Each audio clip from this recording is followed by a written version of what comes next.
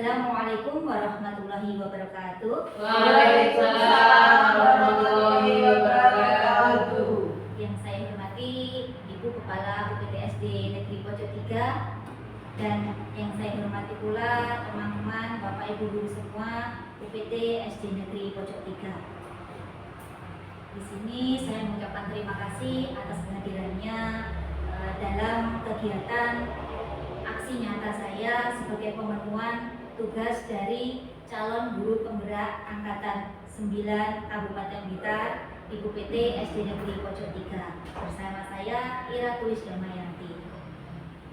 Nah, untuk hari ini izinkan saya untuk mendiseminasikan pemahaman saya terkait dengan budaya positif pada modul 1.4 di pendidikan guru penggerak.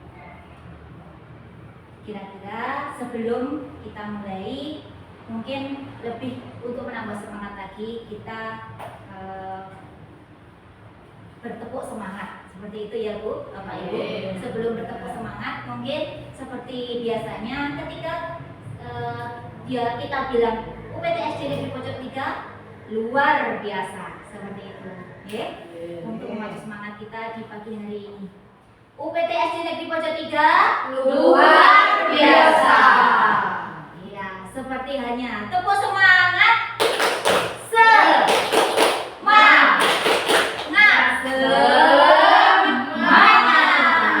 Iya, bagaimana? Masih semangat semuanya? Ya, kira-kira di sini pastinya Bapak Ibu semua adalah guru-guru hebat, di mana kita memiliki tujuan mulia yaitu mewujudkan peserta didik menjadi generasi-generasi profil belajar Pancasila. Nah, di sini saya untuk pemahaman dan penerapan budaya positif, tentunya Bapak Ibu guru semua pernah mendengar kalimat budaya positif. Kira-kira menurut Bapak Ibu apa yang terbesit di dalam pemikiran Bapak Ibu semua terkait budaya positif? Mungkin ada Bapak Ibu semua yang ingin mengutarakan kira-kira apa budaya positif itu atau penerapannya apa sih budaya positif itu, sebelum saya masuk ke dalam materi tentang budaya positif.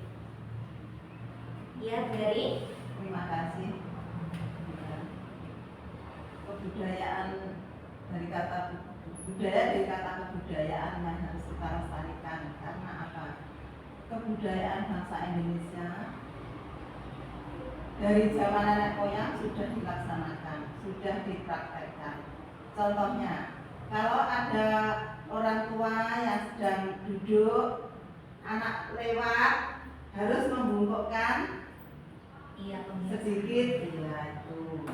Lalu kalau ada Pak Guru, Bu Guru sedang di kantor atau mungkin di halaman sekolah, anak-anak di dapur berlari-lari, berjalannya agak membungkukkan badan.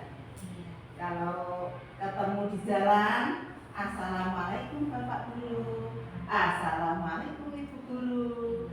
Itu sudah budaya menyapa, sopan santun. Sekian saja Bila. Iya, terima kasih Bu Dari sudah berbagi pengalaman terkait budaya positif. Ya, tentunya kita sudah pernah bahkan seringkali membiasakan atau membentuk sebuah kegiatan pembiasaan kepada murid-murid kita, utamanya untuk menciptakan budaya positif di lingkungan sekolah kita. Tentunya, apakah kira-kira menurut Bapak Ibu semua budaya positif itu penting ataukah tidak? Sangat penting sekali. Iya, betul. Ya, untuk materi yang pertama terkait dengan konsep inti dari budaya positif, yaitu ada 8 Bapak Ibu semua, dari perubahan paradigma belajar, disiplin positif, nilai-nilai kebajikan, kebutuhan dasar manusia, motivasi perilaku manusia, posisi kontrol seorang guru, keyakinan kelas, dan segitiga restitusi. Nah, ini nanti kita paparkan satu demi satu. Dimulai dari pembelajaran dengan paradigma baru.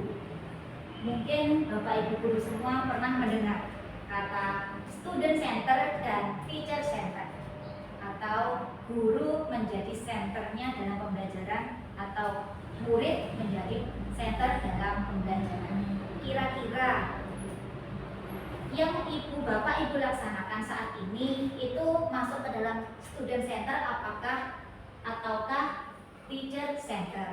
Kira-kira ada yang bisa memberikan tanggapan? Nah, kalau saat ini biasanya kalau teacher center itu kan lebih kepada kita ceramah. Kalau student center lebih kepada murid. Iya, seperti itu. Kira-kira penerapan yang sudah kita lakukan itu masuknya ke dalam teacher center atau student center, Bapak Ibu semua? Teacher center. Teacher center, iya. Kebanyakan Kebanyakan. teacher center. Tapi bagaimana untuk yang saat ini kita lakukan? Student center. Iya, student center. Nah, disinilah maksud dari pembelajaran dengan paradigma baru, yaitu bagaimana kita merubah mindset kita dari teacher center menuju student center. Iya, pembelajaran dengan paradigma baru di sini merupakan pembelajaran yang dirancang berdasarkan prinsip pembelajaran yang berdiferensiasi, sehingga setiap siswa belajar sesuai dengan kebutuhannya berdasarkan tahap perkembangan untuk mewujudkan profil pelajar Pancasila.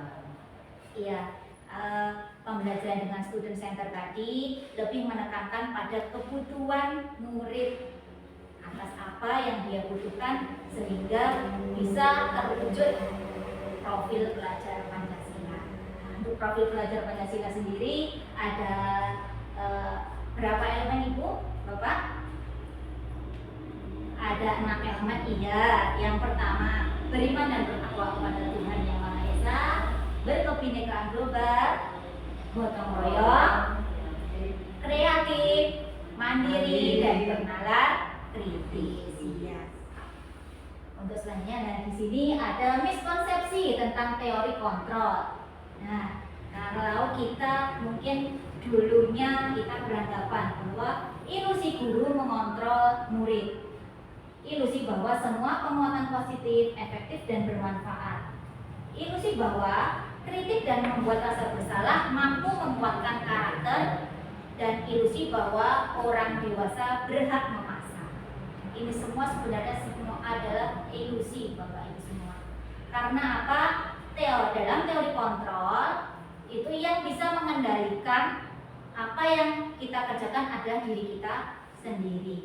Guru tidak bisa mengontrol murid. Mungkin dalam suatu saat bisa, tapi untuk jangka panjang itu tidak bisa. Seperti halnya ilusi bahwa semua penguatan positif, efektif, dan bermanfaat. Sebenarnya memang penguatan positif itu bagus, baik, namun juga jangkanya tidak bisa berlaku yang panjang.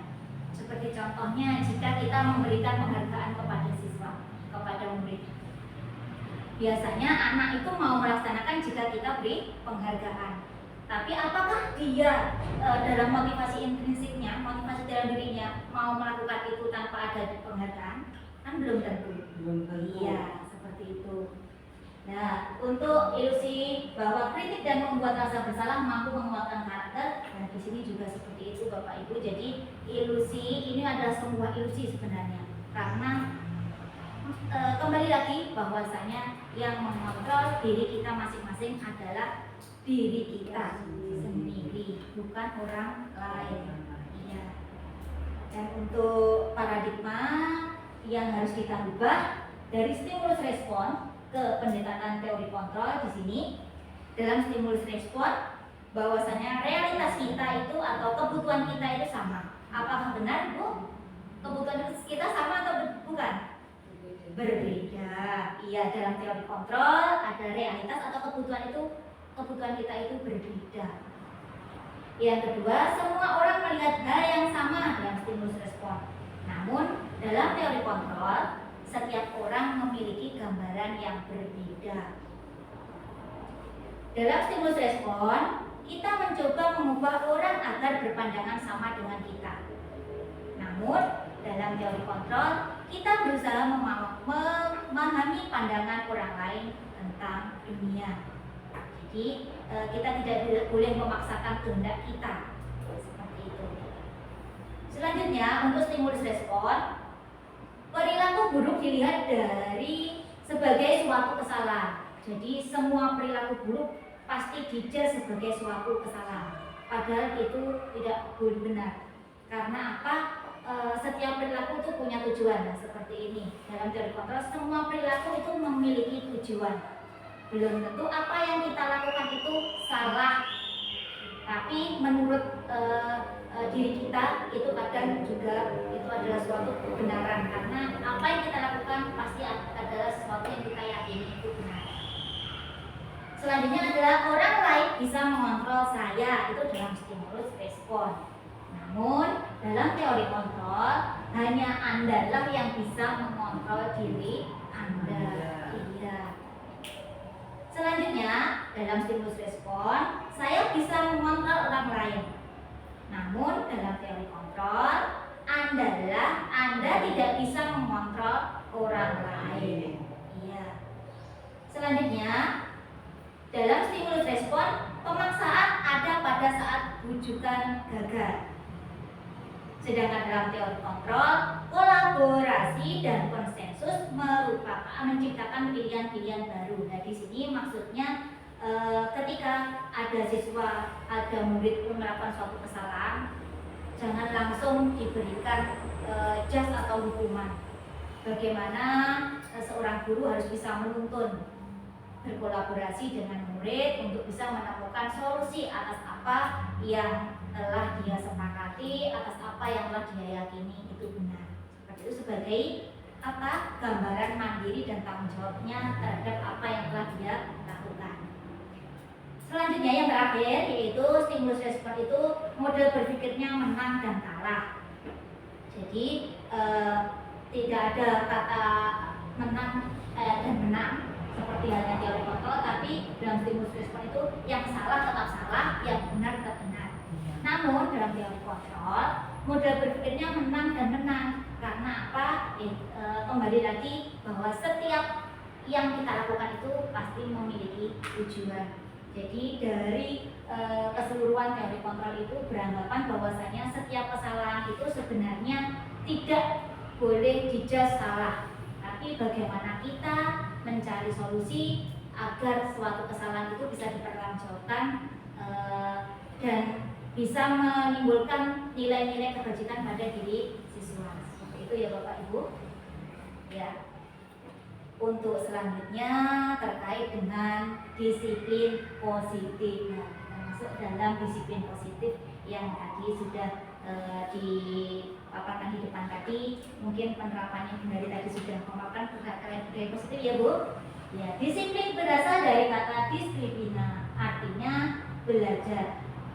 Disiplin mengacu pada disiplin diri yang memiliki tanggung jawab terhadap apa yang dilakukan berdasarkan nilai-nilai yang diyakininya. Jadi disiplin itu adalah tanggung jawab terhadap apa yang telah dilakukan berdasarkan nilai-nilai yang telah diyakini.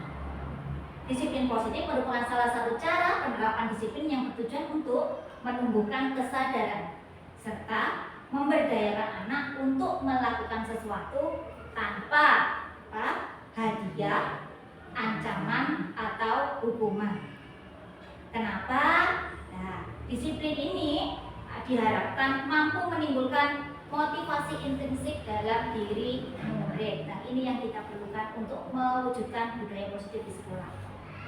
Nah, sebagai pendidik, tujuan kita adalah menciptakan peserta didik yang memiliki disiplin diri, sehingga mereka bisa berperilaku dengan mengacu pada nilai-nilai kebajikan universal dan memiliki motivasi intrinsik dalam perubahan perilaku ke arah yang lebih baik. Jadi kita tidak hanya mencekoki siswa harus ini, harus gini, harus gini, tidak.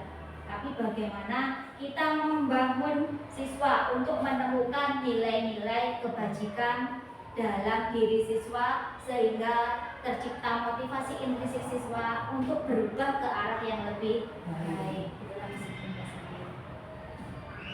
Dan untuk selanjutnya terkait nilai-nilai kebajikan tadi adalah nilai-nilai yang disepakati bersama, terlepas itu dari suku bangsa, agama, bahasa, maupun latar belakangnya. Nah, sebagai contoh nilai-nilai kebajikan yang telah kita mungkin dalam kurikulum kita, kurikulum Merdeka, di mana nilai-nilai kebajikan itu ada pada profil pelajar Pancasila, di mana yang salah satu elemennya di sini dari beriman dan bertakwa kepada Tuhan Yang Maha Esa, dilanjutkan dan berakhlak mulia, berkebinekaan global, gotong royong, mandiri, dan bernalar kritis.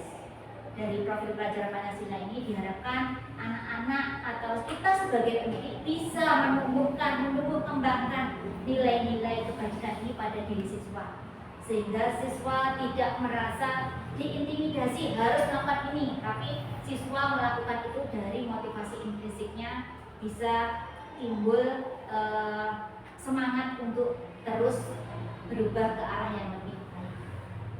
Seperti itu. Nah, untuk selanjutnya terkait dengan kebutuhan dasar manusia. Iya, kebutuhan dasar manusia itu tentunya sangat penting kita mengetahui kebutuhan dasar manusia. Apa itu kebutuhan dasar manusia? Segala sesuatu yang kita lakukan untuk mendapatkan apa yang kita inginkan. Seluruh tindakan yang kita lakukan memiliki tujuan pasti. Dan semua usaha terbaik yang kita lakukan adalah dalam rangka agar kebutuhan dasar kita terpenuhi dengan baik. Ya, tentunya kita tahu dan kita memahami bahwasanya kita itu memiliki kebutuhan, Bapak Ibu semua. Kita juga punya kebutuhan dasar manusia, tentunya murid juga seperti itu. Nah, apa saja kebutuhan dasar manusia itu? Nah, mari kita bahas untuk slide selanjutnya. 5 kebutuhan dasar manusia. Ya, ada kebutuhan untuk bertahan hidup, kasih sayang dan rasa diterima, penguasaan, kebebasan dan kesenangan. Nah, kelima kebutuhan dasar manusia ini kita contohkan kepada murid-murid kita. Contoh untuk bertahan hidup. Ya, di sini contohkan tentang makanan, tempat tinggal, keamanan dan kesehatan. Nah, contohnya misalkan terkadang peserta didik kita saat kita pelajaran ada yang loyo. Kira-kira apa yang menyebabkan loyo itu? Nah, perlu kita gali. Bisa jadi karena dia belum sarapan. Nah, itu. Jadi itu dia membutuhkan kebutuhan bertahan hidupnya belum terpenuhi, seperti itu. Nah, untuk yang kedua tentang kasih sayang dan rasa diterima, dicontohkan di sini adalah bagaimana dia atau siswa dipedulikan, siswa berbagi, kerjasama dan menjadi bagian dalam suatu kelompok. Nah, di sini dicontohkan juga misalkan dalam suatu kelompok ada siswa yang semuanya aktif tapi dia tidak aktif. Mungkin kita tidak boleh mengejas kamu nggak aktif karena ini, tidak boleh. Kita harus mencari tahu kenapa dia tidak aktif. Mungkin saja dia merasa terkucilkan, mungkin saja dia ingin dipedulikan, dihargai dalam satu kelompok. Yang selanjutnya adalah kebutuhan dasar manusia itu adalah penguasaan, di mana penguasaan itu adalah harga diri, keinginan untuk dianggap, memimpin, berprestasi, diakui dan didengar. Nah, ini seringkali mungkin kita temui pada murid kita, banyak sekali murid yang ingin didengar, yang seperti itu, ingin diakui, ingin berprestasi, seperti itu. Ya, untuk selanjutnya tentang kebutuhan dasar manusia tentang kebebasan. Contohnya mandiri, memiliki pilihan, mencoba hal baru, dan mampu mengendalikan diri. Jadi dalam hal kebebasan di sini kita tidak boleh memaksakan peserta didik atau murid-murid kita untuk melakukan sesuatu sesuai dengan keinginan kita. Jadi terkadang kita memberikan tugas, ini harus dikerjakan dengan produk seperti ini. Tapi anak-anak terkadang bosan atau kurang bersemangat karena apa? Karena mereka ingin bebas untuk melakukan tugas atau mengerjakan tugasnya sesuai dengan minatnya atau sesuai dengan bakat mereka, seperti itu. Dan yang terakhir adalah kebutuhan dasar manusia tentang kesenangan, yaitu bermain, humor, dan tertawa. Nah, di sini mungkin anak-anak kita itu adalah kebutuhan kesenangan itu yang utama, Bu. Karena apa? Memang anak-anak itu untuk bermain itu masih masa-masa untuk bermain.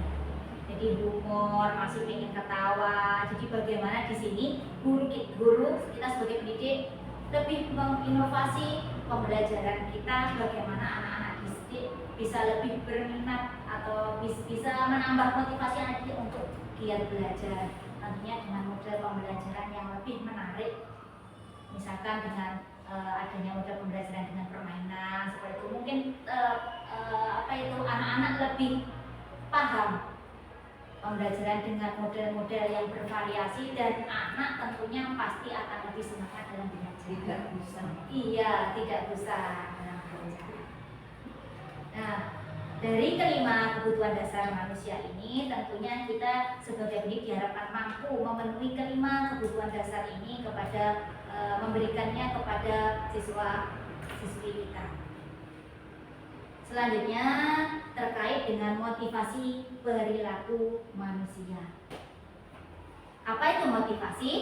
Yaitu dorongan pada diri seseorang dilakukan secara sadar atau tidak untuk melakukan tindakan dengan tujuan tertentu. Itulah motivasi.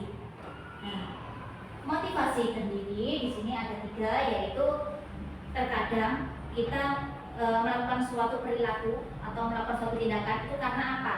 Menghindari ketidaknyamanan dan hukuman. Tentu biasanya di sini peserta didik menerapkan disiplin karena takut akan hukuman. Nah, kalau hukuman itu termasuk motivasi intrinsik atau ekstrinsik, Bapak Ibu? Dari hukuman itu, iya, ekstrinsik atau dari luar. Iya.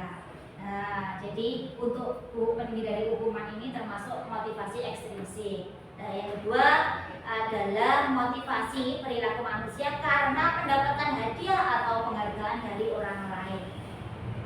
Peserta didik menerapkan disiplin diri karena ingin mendapatkan hadiah atau penghargaan. Hal ini termasuk motivasi apa? Ekstrinsik, karena itu lahir bukan dari diri peserta didik, tapi karena faktor dari luar. Faktornya apa? Penghargaan tadi.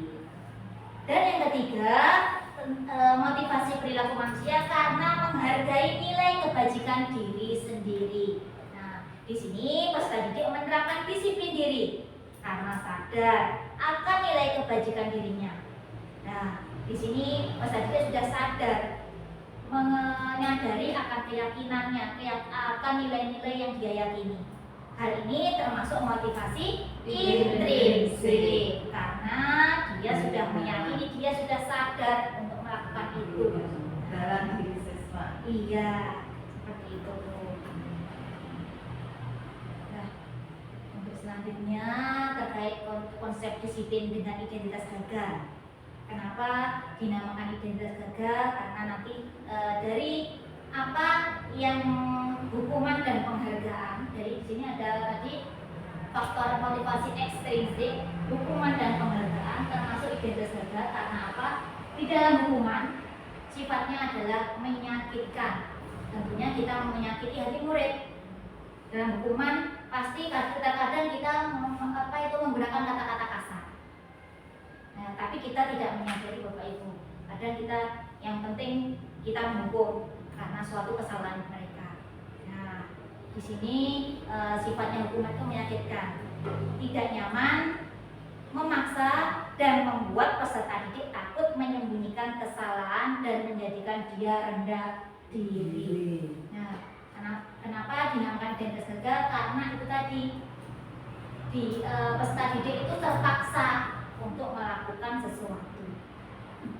Nah, dari hukuman juga ada penghargaan. Kenapa? Karena penghargaan itu tidak efektif untuk siswa. Bisa merusak hubungan, mematikan kreativitas, menghukum dengan sistem ranking, dan merampas hak menghargai dirinya. Jadi motivasi intrinsik itu sebenarnya bagus, tapi jangkanya pendek. Nah, dengan jangka pendek itu tadi tidak timbullah kesadaran diri siswa. Akhirnya dianggap itu adalah sebagai identitas yang gagal.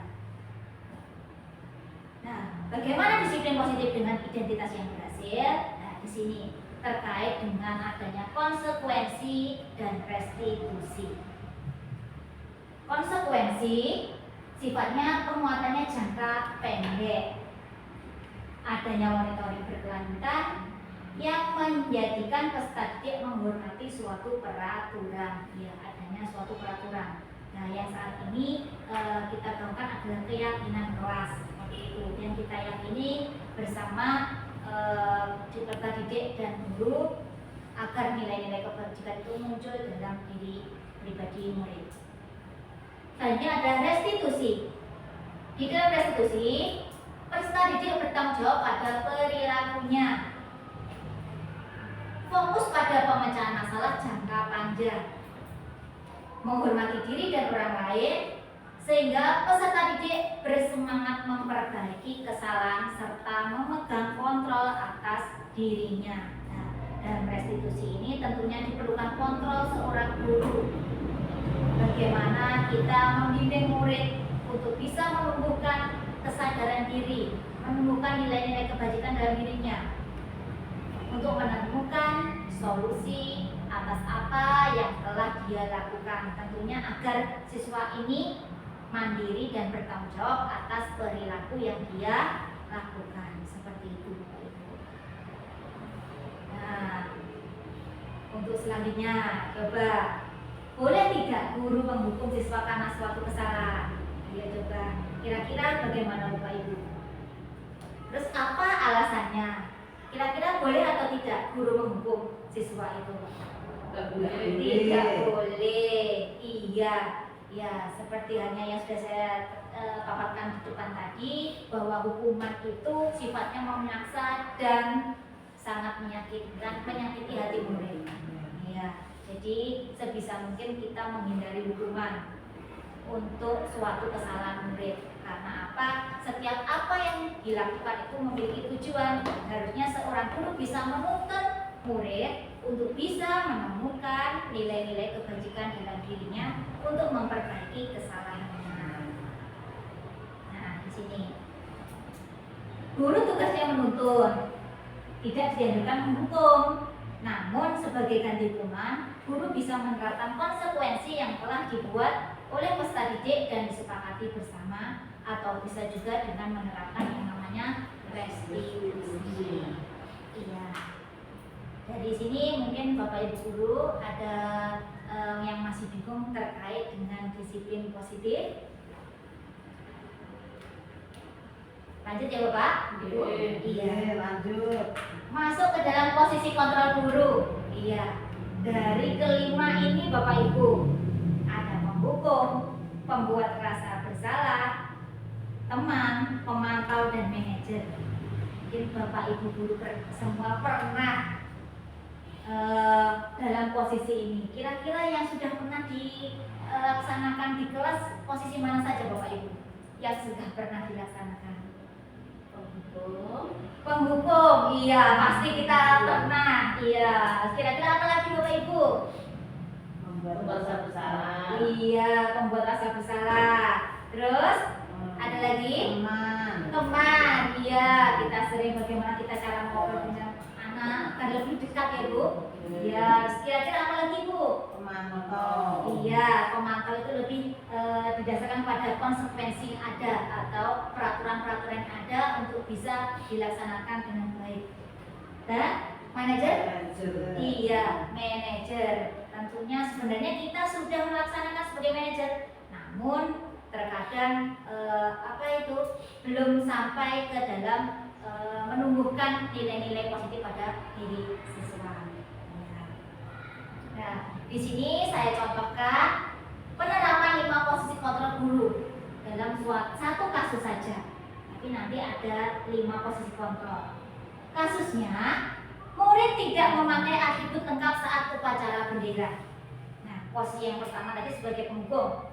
Apa yang biasanya ibu guru atau bapak ibu guru katakan? Contohnya seperti ini. Hormat pada bendera selama 1 jam. Itu adalah posisi kontrol sebagai penghubung. Ya. Untuk yang kedua tentang pembuat rasa bersalah, contoh yang guru katakan adalah beberapa kali ibu bapak harus memberitahu kamu selalu saja mengecewakan bapak ibu. Seperti itu. Jadi bagaimana kita membuat rasa bersalah kepada siswa? Iya, dia merasa akhirnya dia tidak nyaman seperti itu. Itu adalah membuat rasa bersalah. Yang ketiga, posisi kontrol sebagai teman. Apa yang kira-kira contohnya? Kalimat apa? Adalah ayo dong ikuti aturan sekolah. Tolong bantu ibu bapak ya. Sekali ini aja. Ya sudah, tidak apa-apa. Lain kali jangan sampai berbuat seperti ini lagi. Ini adalah posisi kontrol sebagai teman. Jadi kalimatnya lebih akrab dengan murid. Ya, lebih akrab, lebih ya sebagai teman. Dan untuk posisi sebagai pemantau, guru biasanya mengucapkan seperti ini. Kamu sudah melanggar peraturan sekolah. Kamu tahu konsekuensinya? Nah, setelah upacara, kamu beli atribut ke koperasi dan jangan diulang lagi. Ya, kalau posisi pemantau itu lebih menekankan pada peraturan dan konsekuensi. Dan untuk posisi kontrol terakhir sebagai manajer, nah di sini yang Bapak Ibu mungkin contoh katakan adalah apa kamu tahu kesalahanmu? Kira-kira bagaimana kamu memperbaiki kesalahanmu? Nah, jadi di posisi manajer ini adalah gabungan mungkin dari posisi pemantau dan posisi juga sebagai teman. Kenapa? Kalau ketika waktu kita sebagai seorang manajer, kita harus bisa lebih akrab dengan murid. Bagaimana murid itu bisa mengemukakan apa alasan-alasannya melakukan itu, terus kira-kira bagaimana dia memperbaiki seperti itu. Jadi lebih dekat, jadi akhirnya murid bisa leluasa untuk menuangkan apa atau gagasannya. Selanjutnya coba ya Bu, Bapak Ibu semua ya, coba posisi kontrol apakah ini coba? Posisi kontrol apakah aku? Coba misalkan ada Bapak Ibu guru semua mengucapkan saya kecewa sekali dengan kamu. Kira-kira posisi kontrol apa Bapak Ibu? Kecewa tadi. Saya kecewa sekali dengan kamu adalah membuat rasa bersalah ya. Di sini membuat siswa tidak nyaman, membuat siswa disalahkan, merasa salah karena ibu gurunya sudah kecewa dengan dia. Seperti itu. Selanjutnya, posisi kontra apa ini? Kamu tidak pernah benar melakukannya. Itu berarti kan mengejas anak. Nah, berarti posisi apa? Sebagai penghukum. Iya, kamu tidak pernah benar melakukannya. Nah, seperti itu. Selanjutnya, selanjutnya adalah posisi kontra apakah aku? Apa rencanamu untuk menyelesaikan masalah ini? Nah, kita sudah membangun manajer ya, betul. Jadi kita sudah membangun siswa untuk bisa menemukan solusi atas apa permasalahannya, seperti itu. Selanjutnya, posisi kontra apakah ini? Ayolah, lakukan demi ibu bapak ya, adalah teman, posisi kontrol sebagai teman. Di sini kedekatan antara murid dan guru sangat diperlukan. Nah, akhirnya timbullah kalimat-kalimat yang bahasa-bahasa keakraban antara murid dan guru. Dan yang terakhir adalah posisi kontrol. Apakah ini kamu tidak pernah mendapat nilai jika kamu tidak mengerjakan tugas? Kalau ada jika kamu tidak mengerjakan tugas berarti posisi kontrol sebagai apa? Iya, pemantau ya. Jadi karena tidak mengerjakan tugas, dia mendapat nilai yang jelek. Ya, konsekuensinya dia mendapatkan nilai yang jelek. Ini adalah posisi-posisi kontrol sebagai seorang guru. Tentunya untuk kedepannya kita harus bisa memaksimalkan posisi kontrol kita untuk murid-murid kita. Sebisanya kita harus bisa menjadi manajer untuk mereka semuanya. Betul Bapak Ibu? Betul gitu ya? Ya. Nah, untuk selanjutnya kita akan masuk dalam materi keyakinan kelas. Bapak Ibu masih semangat semua? Semangat. Coba tepuk pagi nanti 1, tepuk siang 2, tepuk malam setengah. Coba untuk tambah semangatnya. Tepuk pagi 1, tepuk siang, tepuk malam. Nah, itu ya. Coba ya semuanya.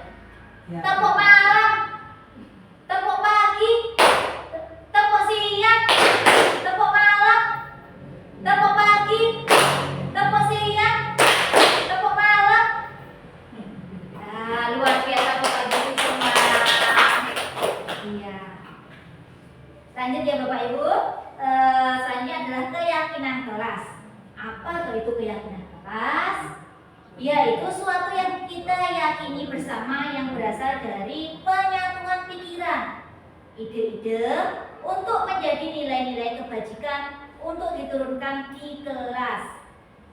Keyakinan kelas merupakan salah satu disiplin positif yang bisa diterapkan dalam membangun budaya positif. Dengan adanya keyakinan kelas di setiap kelas, diharapkan dapat mewujudkan tujuan pendidikan yang berorientasi pada profil pelajar Pancasila. Nah, di sini tadi keyakinan kelas itu adalah suatu penyatuan dari pernyataan pikiran siswa dan guru untuk bisa disepakati bersama dalam sebuah kelas atau sekolah, di mana nantinya setelah kita membuat suatu keyakinan kelas kita tanda tangani untuk bisa dilaksanakan. Nah, harapannya bisa memunculkan nilai-nilai kebajikan yang diyakini oleh peserta didik. Selanjutnya apa perbedaan antara peraturan dengan keyakinan kelas?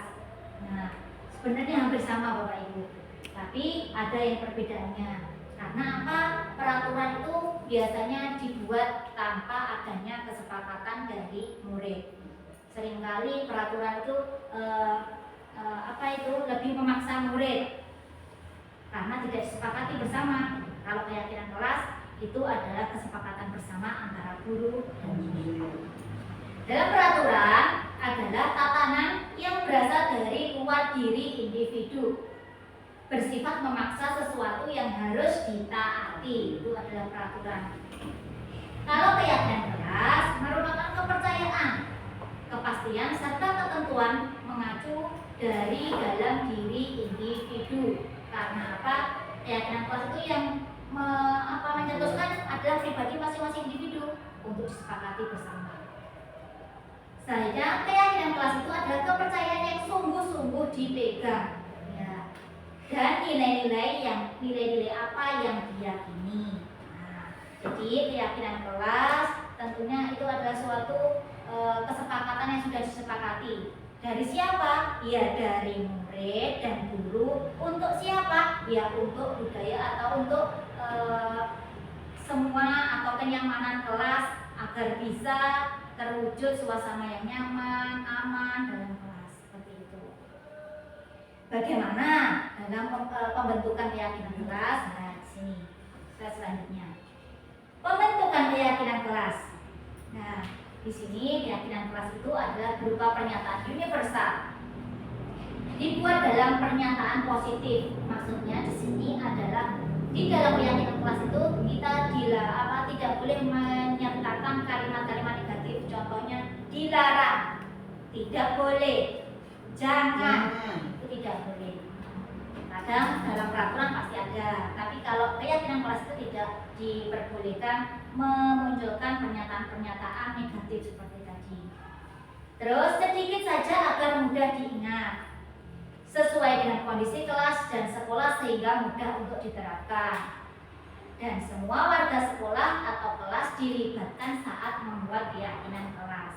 Nah, ini sebagai contohnya saat saya melakukan pembentukan keyakinan kelas di kelas 3, ada contoh anak memasang kertas post-it di mana di dalam kertas itu sudah tertulis pernyataan-pernyataan dari siswa tentang apa yang dia yakini. Kira-kira apa yang kamu yakini? Nah, untuk kita sepakati bersama. Di situ ditempelkan, masing-masing anak menempelkan di kelas. Untuk selanjutnya setelah tertempel semuanya, kita diskusikan bersama kira-kira apa. Tentunya apa? Kenapa kita perlu diskusikan bersama? Karena biasanya satu murid dengan satu yang lain biasanya kan ada yang sama. Nah, itu nanti kita gabung jadi satu. Gitu. Terus selanjutnya setelah dituliskan ke dalam suatu lembar, itu ada tertanda atau disepakati bersama, ada tanda tangannya dari murid. Jadi proses tanda tangan dari murid, satu persatu dari murid menandatangani dan juga guru ditandatangani oleh guru juga. Kenapa? Karena ini adalah suatu keyakinan yang telah disepakati bersama untuk dilaksanakan bersama. Nah, ini sudah tercipta suatu keyakinan kelas dari pemikiran-pemikiran semua murid di kelas 3. Selanjutnya terkait dengan segitiga restitusi. Nah, di sini tadi di depan sudah sedikit saya ulas terkait dengan segitiga restitusi, bagaimana kita menyelesaikan masalah dengan segitiga restitusi. Apa toh segitiga restitusi itu? Adalah suatu proses dialog yang dijalankan oleh guru agar dapat menghasilkan murid yang mandiri dan bertanggung jawab. Nah, jadi ini adalah proses dialog antara guru dan murid berkolaborasi untuk menemukan solusi atas apa yang telah dilakukan atau kesalahan, pertanggungjawaban atas kesalahan yang telah dia lakukan, yang bisa membuat murid untuk mandiri dan bertanggung jawab. Apa saja segitiga restitusi itu?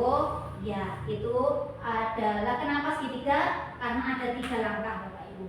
Dari menstabilkan identitas, validasi tindakan yang salah, dan menanyakan keyakinan kelas.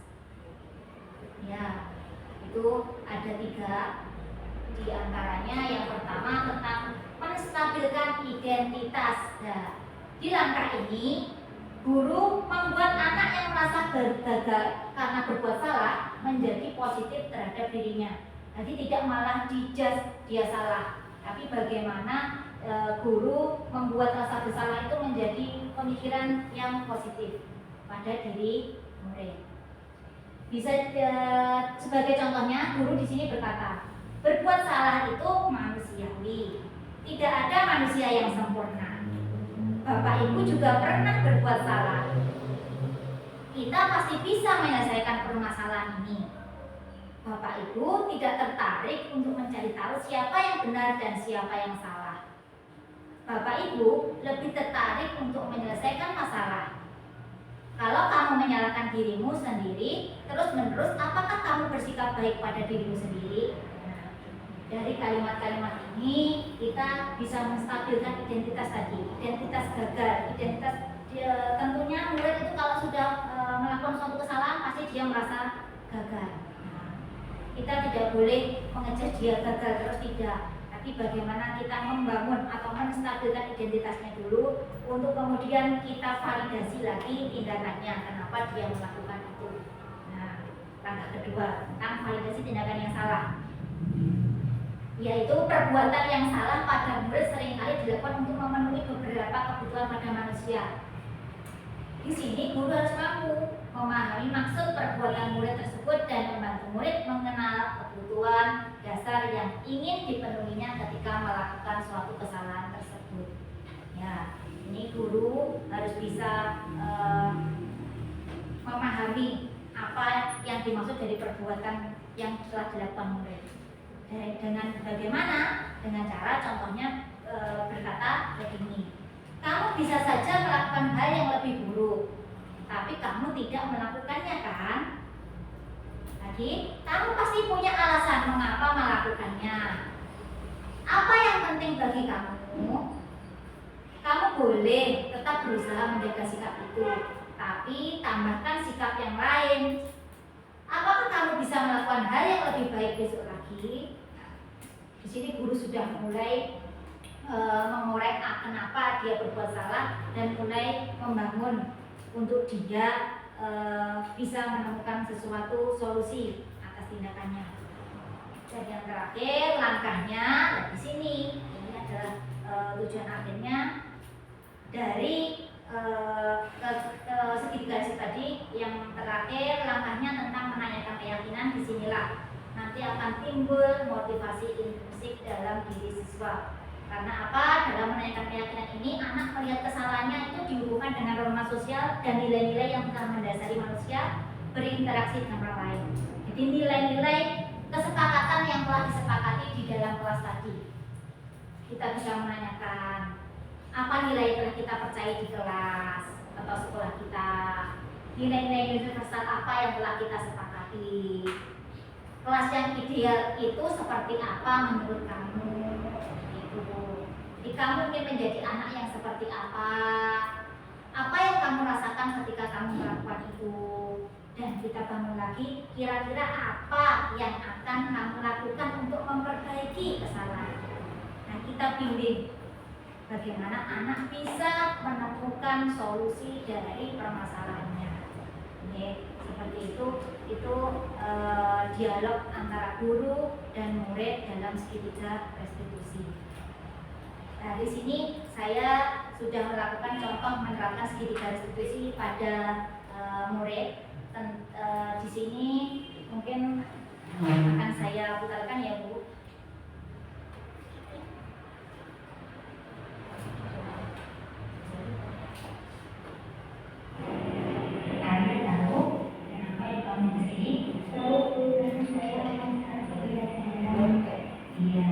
Apakah Anda tahu makan saja belajar itu perbuatan salah atau benar? Iya, Ibu juga tahu bahwa makan itu adalah sebuah tujuan. Dan kalau lapar pasti Ibu juga akan makan. Tapi kita harus juga tahu pada saat kapan kita harus makan. Emangnya tadi Alia tidak sarapan ya? Kenapa Alia tidak sarapan? Memangnya ada yang pribadi bahkan berapa dan kok tidak sempat sarapan?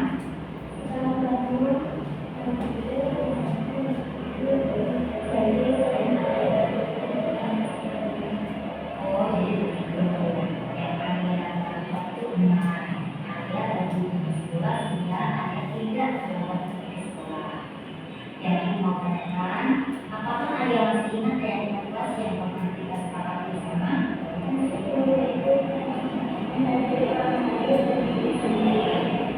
Kalau ada yang makan di kelas, apakah itu masih sebagai kenalan diri sendiri? Tidak. Ya, di sini Ibu tidak mencari kesalahan siapa yang benar dan siapa yang salah, tetapi mencari solusi bagaimana kalian tidak makan di kelas lagi. Kira-kira apa yang akan kalian lakukan untuk memperbaikinya? Saya akan memiliki awal dan saya akan berjalan sekolah. Ya, kira-kira kapan Anda mulai melakukan perilaku tersebut? Insya Allah bisa.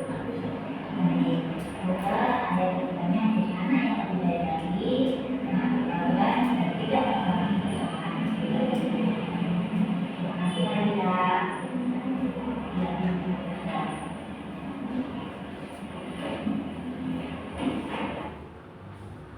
Ya, Bapak Ibu semua, itu adalah contoh penerapan segitiga restitusi, di mana saat ada kasus anak yang makan di dalam kelas. Nah, saya mengambil tindakan dialog dengan Alia di sini dari menstabilkan identitas validasi tindakan yang salah dan menanyakan keyakinan kelas. Jadi saya tanya keyakinan kelas yang telah disepakati. Nah, apa keyakinan kelas, apa yang telah disepakatinya? Jadi di sini saya membangun mindset dia, kesalahan dia itu bahwasanya kesalahan itu bukan suatu yang salah. Memang itu suatu kesalahan, tapi bagaimana kita sebagai seorang guru bisa membangun untuk dirinya bagaimana kesalahan itu bisa diperbaiki untuk bisa menemukan solusi dan bertanggung jawab atas kesalahan tersebut. Seperti itu Bapak Ibu. Jadi tentunya dari contoh penerapan restitusi ini kita sebagai guru harus bisa menjadi seorang posisi kontrol sebagai seorang manajer. Bagaimana kita tidak boleh mengejas, tapi setiap ada anak yang melakukan suatu kesalahan, bagaimana kita mencari tahu dulu apa toh permasalahannya. Nah, kenapa itu terjadi? Seperti itu. Terus bagaimana kira-kira dia bisa memperbaiki kesalahan itu? Seperti itu ya Bapak, Ibu. Iya. Nah, mungkin dari contoh penerapan restitusi ini mungkin ada dari Bapak Ibu ingin memberikan pengalamannya, berbagi pengalaman untuk kita semua, kita diskusi bersama. Kira-kira bagi Bapak Ibu semua penerapan segitiga ini perlu atau tidak untuk kita? Iya, sangat perlu sekali. Jadi penerapan budaya positif dengan pembiasaan-pembiasaan yang baik tentunya sangat diperlukan untuk membangun sebuah karakter positif pada diri murid. Kegiatan-kegiatan kita dari mulai pagi kita anak-anak masuk di kelas. Nah, pembiasaan pagi, pembiasaan sholat, pembiasaan ngaji sebelum sholat, pembiasaan literasi itu sebenarnya sangat diperlukan untuk apa? Untuk pembiasaan karakter murid. Tentunya untuk mewujudkan peserta didik yang memiliki profil pelajar Pancasila. Tentunya kita sangat mendukung sekali ya Bapak Ibu semua. Tugas kita untuk bisa menuntun anak-anak didik kita, bisa menumbuh kembangkan bakat dan minat mereka untuk bisa menemukan kesuksesan murid-murid tentunya. Seperti itu nggih Bapak Ibu. Dari pemaparan saya dari awal, mungkin dari sampai contoh segitiga restitusi di sini, mungkin ada kira-kira dari Bapak Ibu yang masih dibingungkan ataupun masih mungkin ada gambaran lain seperti itu, monggo. Mungkin dari Bu Hani, monggo. Kira-kira monggo Bu, terkait posisi kontrol itu bagaimana seharusnya kita sebagai guru, itu monggo Bu. Untuk posisi kontrol ini kita misalkan ada kasus tidak langsung menuju anak, tapi kita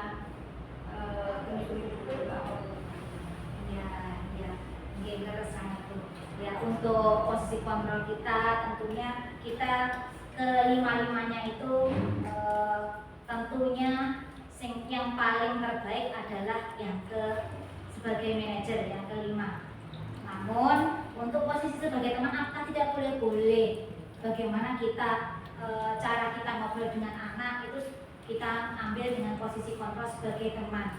Bagaimana kita mendekati anak agar dia nyaman untuk bisa menuangkan apa yang keluh kesahnya seperti itu, sehingga dia lebih bisa mandiri dan bertanggung jawab atas apa yang telah diperbuatnya seperti itu. Mungkin ada tambahan lagi dari Bapak Ibu guru semua. Tentunya satu utama kita adalah bagaimana kita bisa membangun budaya positif di lingkungan sekolah kita. Tujuannya satu, untuk bisa mewujudkan profil pelajar Pancasila pada diri siswa. Oke, monggo kira-kira apa ada tambahan lagi, masukan lagi dari Bapak Ibu guru? Mungkin ada tambahan apa? Pas. Ya, mungkin dari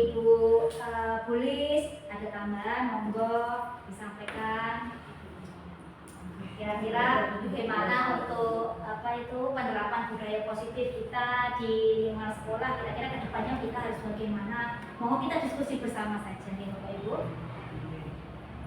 Kira-kira bagaimana? Alhamdulillah. Jelas sudah mantap. Alhamdulillah. Oke. Ibu. Mungkin dari Bu Sita ada tambahan, Bu Sita? Monggo. Oke, baik, terima kasih Bu Ira. Untuk penerapan budaya positif di sekolah ini memang sangat kita perlukan, baik untuk kebutuhan peserta didik maupun sebagai kita sebagai guru. Jadi mari kita semua, saya, panjenengan, guru semua, melakukan budaya positif ini sebaik mungkin di sekolah kita ini. Terima kasih Bu Ira. Iya, terima kasih Bu Sita. Iya, betul sekali. Mari kita semuanya bekerja sama, berkolaborasi bersama. Yes. Dari siswa, guru, dan lingkungan masyarakat bahkan mungkin diperlukan ya Bu. Iya. Ya, bagaimana kita menciptakan budaya positif di lingkungan sekolah kita. Ya, tentunya itu tadi kembali lagi untuk bisa mewujudkan profil pelajar Pancasila yang memiliki 5 elemen. Apa saja kira-kira? Ya, seperti yang tadi saya utarakan di depan tadi, beriman dan bertakwa kepada Tuhan Yang Maha Esa dan berakhlak mulia, gotong royong, mandiri, kreatif, dan bernada kritis. Ya, terima kasih kepada Bapak Ibu guru semua yang telah ikut berpartisipasi untuk kegiatan diseminasi hari ini. Semoga apa yang kita lakukan hari ini membawa manfaat khususnya untuk saya pribadi dan umumnya untuk kita semua. Dan tujuan kita yang utama tetap untuk bagaimana kita bisa menuntun anak didik kita mencapai kesuksesannya menuju profil pelajar Pancasila. Ya, kurang lebihnya dari saya. Apabila ada kata-kata yang salah mohon dimaafkan. Mungkin kita tutup dengan doa. Alhamdulillah bersama-sama ya Bapak Ibu. Ya. Alhamdulillahirabbil alamin. Akhir kata dari saya, terima kasih. Wassalamualaikum warahmatullahi wabarakatuh. Waalaikumsalam warahmatullahi wabarakatuh.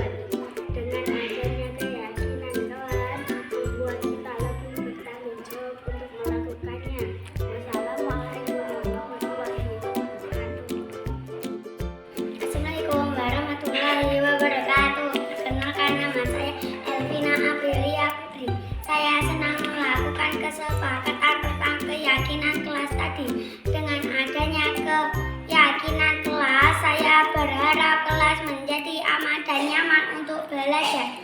Wassalamualaikum warahmatullahi wabarakatuh.